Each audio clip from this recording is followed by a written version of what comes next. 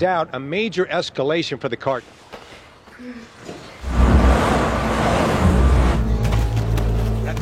Film ini dibuka dengan adegan tegang, di mana tim gabungan dari FBI dan SWAT tengah bersiap untuk menggerebek sebuah rumah. Berdasarkan informasi intelijen, rumah tersebut diyakini sebagai markas besar sindikat perdagangan manusia terbesar di Amerika. Operasi ini dipimpin oleh seorang agen wanita bernama Kate Macher, sosok tangguh yang menjadi wanita pertama di FBI yang dipercaya memimpin misi sebesar ini. Ketika segala persiapan telah rampung, penyergapan pun langsung dilancarkan.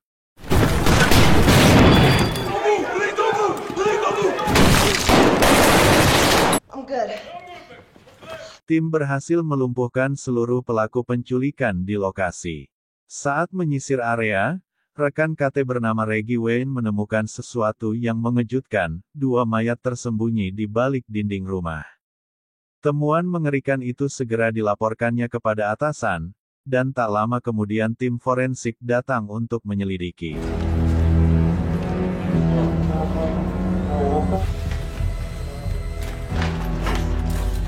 Hasil pemeriksaan mengungkap fakta mencengangkan, hampir seluruh dinding rumah tersebut dipenuhi jasad manusia. Sementara itu, di luar rumah, dua anggota FBI lainnya menemukan ruang rahasia di dalam gudang. Namun sebelum sempat memeriksanya lebih jauh, sebuah bom meledak, menewaskan kedua agen tersebut di tempat.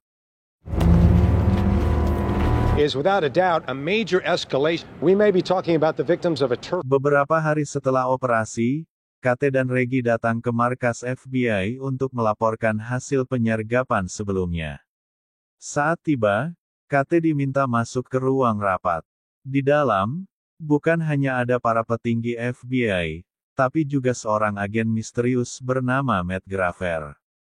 Dalam pertemuan itu, Matt mengungkap fakta mengejutkan, rumah yang mereka gerebek sebelumnya ternyata milik Manuel Diaz, salah satu tokoh penting dalam kartel narkoba paling berbahaya di Meksiko.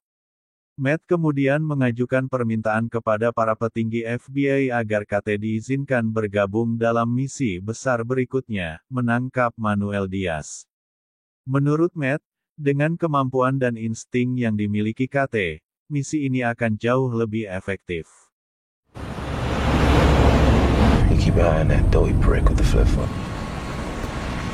Setibanya di pangkalan Angkatan Udara Amerika Serikat, Matt langsung memberi penjelasan bahwa mereka akan terbang menggunakan jet pribadi. Tak lama kemudian, seorang pria asal Meksiko bernama Alejandro muncul dan bergabung dalam tim. Kehadiran Alejandro membuat Kate penasaran, kenapa seorang warga Meksiko bisa ikut serta dalam misi rahasia ini. Tapi pertanyaan itu hanya bisa ia simpan dalam hati, karena tidak ada penjelasan yang diberikan. Setibanya di Bandara Juarez, Meksiko, tim langsung bergerak cepat menuju markas militer untuk memulai misi mereka.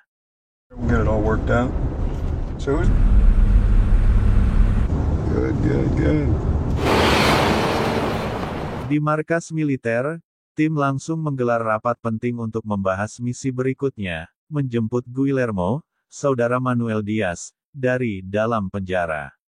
Misi ini sangat berisiko tinggi, karena mereka harus melewati jalur berbahaya yang dipenuhi anak buah Guillermo, siap menyerang kapan saja demi membebaskan bos mereka. Setelah rapat selesai, semua anggota tim segera melakukan persiapan.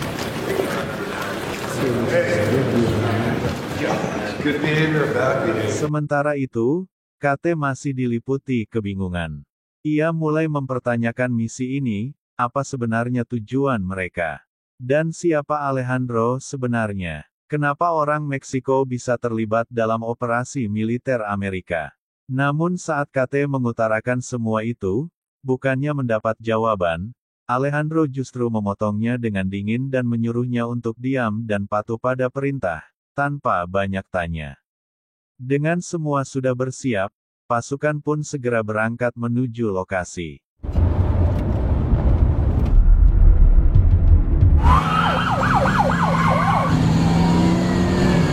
Dalam perjalanan menuju penjara, KT dibuat terkejut oleh pemandangan mengerikan, sejumlah mayat tergantung tanpa kepala di bawah jembatan. Suasana semakin mencekam dengan suara tembakan yang terdengar di sepanjang jalan. KT mulai menyadari, tingkat kekerasan dan kekacauan di Meksiko jauh lebih brutal dibandingkan yang pernah ia temui di Amerika. Sesampainya di penjara, tim yang dipimpin Matt langsung bergerak cepat untuk menjemput Guillermo, target utama misi kali ini.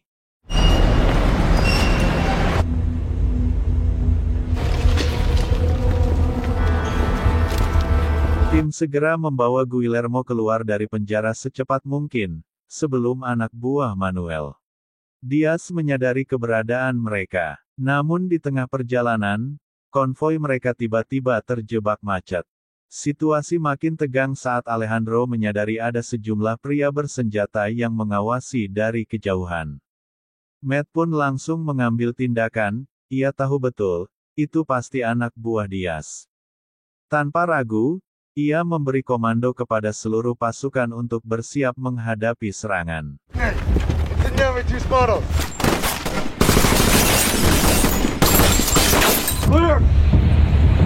Setelah kembali ke markas, KT langsung memprotes tindakan Matt yang dinilainya terlalu berisiko dan bisa membahayakan warga sipil.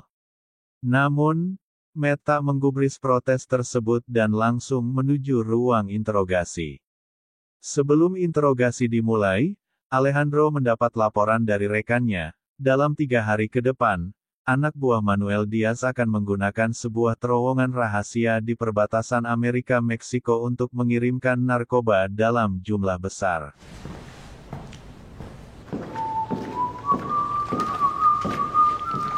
Alejandro kemudian mengambil alih interogasi terhadap Guillermo.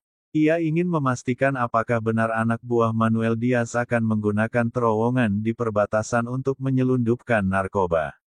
Dengan tekanan yang intens, Guillermo akhirnya mengakui bahwa informasi tersebut memang benar.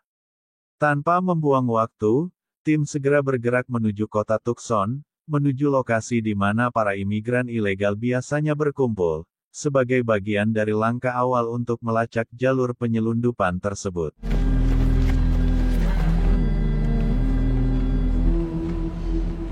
Alejandro mulai menginterogasi beberapa imigran ilegal, menggali informasi tentang jalur perbatasan yang digunakan untuk menyelundupkan narkoba.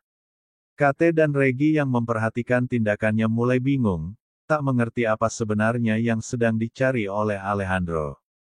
Merasa perlu kejelasan, Regi akhirnya memaksa Matt untuk menjelaskan rencana mereka dengan lebih terbuka, sambil mengancam bahwa jika Matt terus merahasiakan misi ini, ia dan KT akan mundur dari operasi.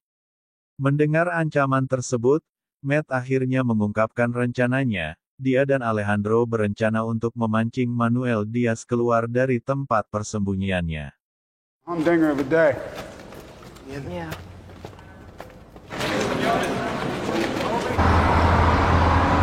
Keesokan harinya, di sebuah motel, Alejandro dan Matt terlihat tengah mencari informasi lebih lanjut dari para imigran yang mereka interogasi semalam.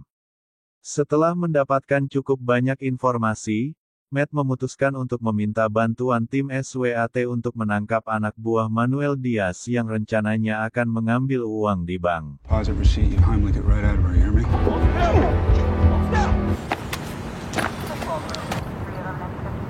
Ketika KT berencana masuk ke dalam bank untuk mencari bukti rekening yang dapat mengaitkan Manuel Diaz dengan kasus pencucian uang, medis berusaha mencegahnya. Namun, KT tidak menghiraukan peringatan itu dan tetap bersikeras untuk masuk, merasa ini adalah langkah yang harus diambil. So it doesn't have to be recorded. That's right. Oh my God. Malam itu, KT mengajak Regi untuk pergi ke bar, di mana mereka bertemu dengan teman Regi yang juga seorang polisi bernama Ted. KT yang langsung tertarik pada ketampanan Ted mulai merasa nyaman dan mereka pun menghabiskan waktu bersama, berbincang-bincang. Setelah beberapa waktu, mereka berdua pergi ke apartemen KT. Namun, saat suasana semakin akrab, KT tanpa sengaja melihat gelang yang dikenakan Ted, yang tampaknya mirip dengan gelang yang sering dikenakan anak buah Manuel Diaz. Merasa curiga, KT mulai menjaga jarak dan berusaha menghindari Ted.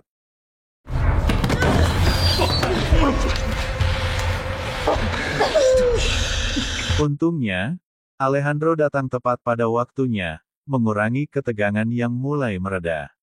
Setelah semuanya agak tenang, Matt menjelaskan bahwa Ted pasti sudah melihat wajah KT melalui rekaman CCTV saat ia masuk ke bank tadi siang. Mendengar penjelasan itu, KT merasa menyesal karena tidak mengindahkan peringatan Matt. Dalam perjalanan di mobil, Ted tetap enggan memberikan informasi apapun.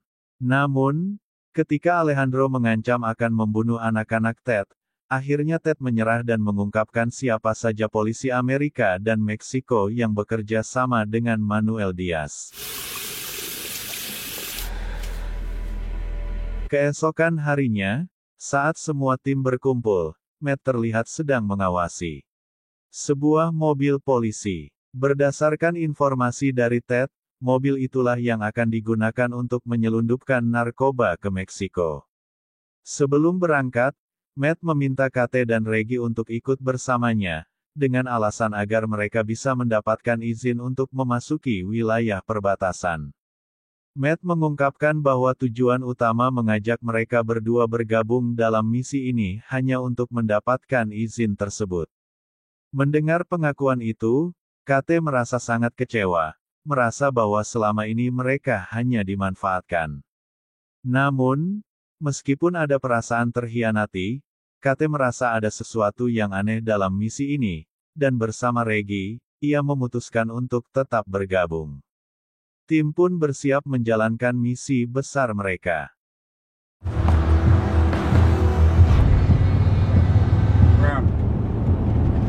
Di dalam sebuah gudang, anak buah Manuel Diaz tengah memuat narkoba ke dalam mobil polisi yang telah disiapkan untuk dikirim ke Meksiko melalui terowongan perbatasan.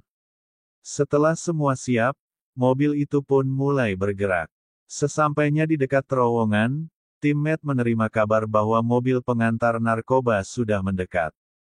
Matt segera memberi perintah kepada seluruh tim untuk bersiap, memakai perangkat night vision. Perlahan, tim Matt mulai memasuki terowongan, dengan segala kewaspadaan, siap menghadapi apapun yang ada di dalamnya.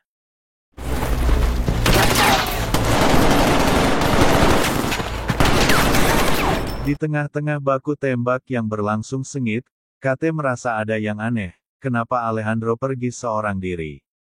Penasaran dengan tindakannya, KT diam-diam memutuskan untuk mengikutinya.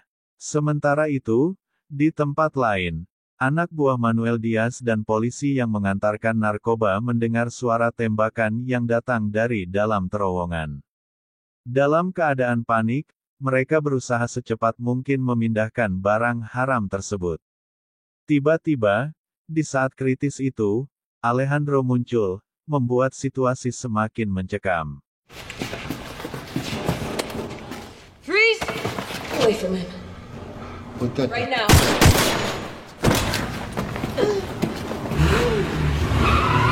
Setelah berhasil, tim Matt merayakan kemenangan mereka di luar terowongan. Namun, tiba-tiba Reggie melaporkan bahwa KT masih berada di dalam. Matt segera memberi perintah kepada pasukannya untuk kembali masuk dan mencari KT. Tapi, saat mereka baru saja akan masuk ke dalam terowongan, KT muncul secara tiba-tiba, langsung menghampiri Matt dan melayangkan pukulan keras ke wajahnya. Matt akhirnya mengungkapkan tujuan sebenarnya dari misi ini. Ia menjelaskan bahwa operasi ini bukan hanya untuk menangkap kartel narkoba, tetapi juga untuk membalaskan dendam Alejandro terhadap pemimpin kartel yang telah dengan brutal membunuh anak dan istri Alejandro. KT benar-benar terkejut mendengar hal itu. Merasa tidak bisa menerima kenyataan tersebut, KT mengancam akan melaporkan tindakan mereka kepada atasan. Namun, Matt sama sekali tidak takut. Dengan dingin, ia justru membalas ancamannya, mengingatkan KT bahwa ia akan membunuhnya jika KT berani membocorkan informasi ini. Di sisi lain, Alejandro yang sebelumnya menyandera polisi pengantar narkoba akhirnya berhasil melacak keberadaan mobil Manuel Diaz. Tanpa membuang waktu, ia memerintahkan polisi tersebut untuk menyalakan sirine mobilnya, dengan tujuan mengalihkan perhatian dan menciptakan celah agar ia bisa mendekat tanpa dicurigai.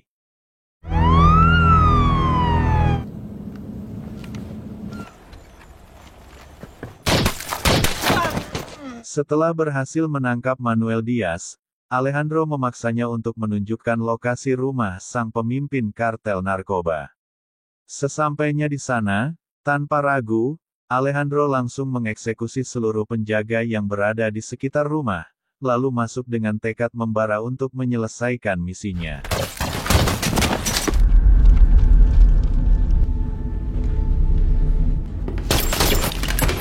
Dari kejauhan, Alejandro memperhatikan sang bos kartel narkoba yang sedang menikmati makan malam sambil tertawa bahagia bersama istri dan kedua anaknya. Namun, begitu Alejandro muncul, suasana langsung berubah, wajah mereka yang semula penuh tawa kini dipenuhi ketakutan. Dengan suara tenang namun menusuk, Alejandro bertanya, bagaimana bisa keluarga ini hidup dengan damai, tertawa dan makan malam bersama, sementara di luar sana banyak keluarga yang harus kehilangan orang tercinta karena kekejaman anak buahnya setiap malam. Bos kartel, yang selama ini dikenal bengis dan tak kenal ampun, mendadak luluh dan memohon dengan suara gemetar agar Alejandro tidak membunuhnya di hadapan anak-anaknya. Namun, Alejandro hanya menatap dingin dan berkata bahwa ia tak bisa mengabulkan permintaan itu, sama seperti ketika bos kartel itu dulu mengabaikan permohonan terakhir dari istri dan anak Alejandro.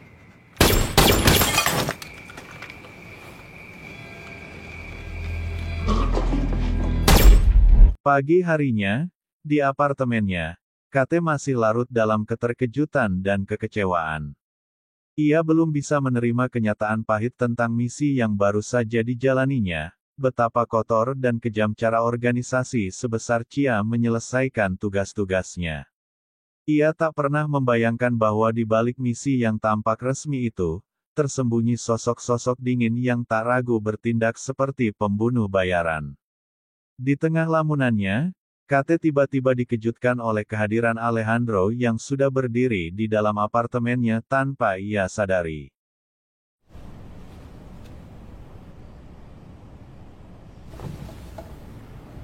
Alejandro kemudian mengeluarkan selembar surat dan menyerahkannya kepada Kate, sambil menodongkan pistol tepat ke arahnya.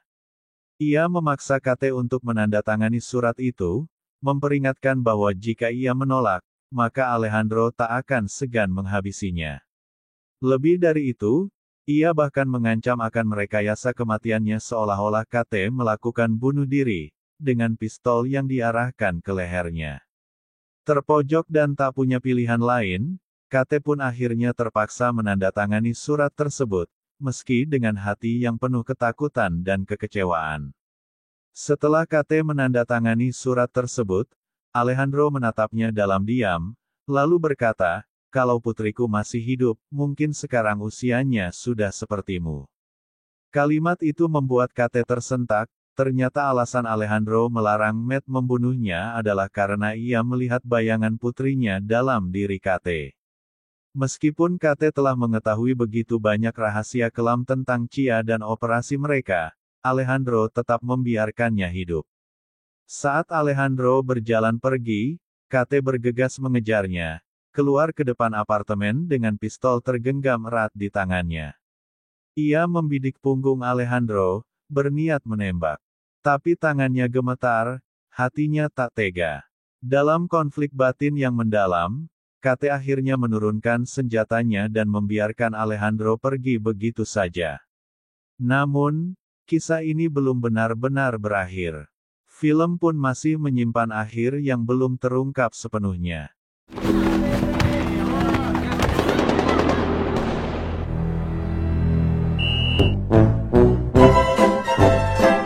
Nah, itulah alur cerita film Sicario yang dirilis pada tahun 2015, dibintangi oleh Emily Blunt, Benicio del Toro, Josh Brolin, dan Victor Garber. Film ini tidak hanya menyajikan aksi yang menegangkan, tapi juga menyimpan pesan mendalam, berprasangkalah baik kepada semua orang, tapi ingat, tidak semua orang punya niat baik kepada kita. Saya Rizal, terima kasih sudah menonton video ini. Di video berikutnya, saya akan melanjutkan dengan alur cerita Sicario 2, jadi pastikan kalian klik like, subscribe, dan aktifkan lonceng notifikasi supaya nggak ketinggalan konten selanjutnya.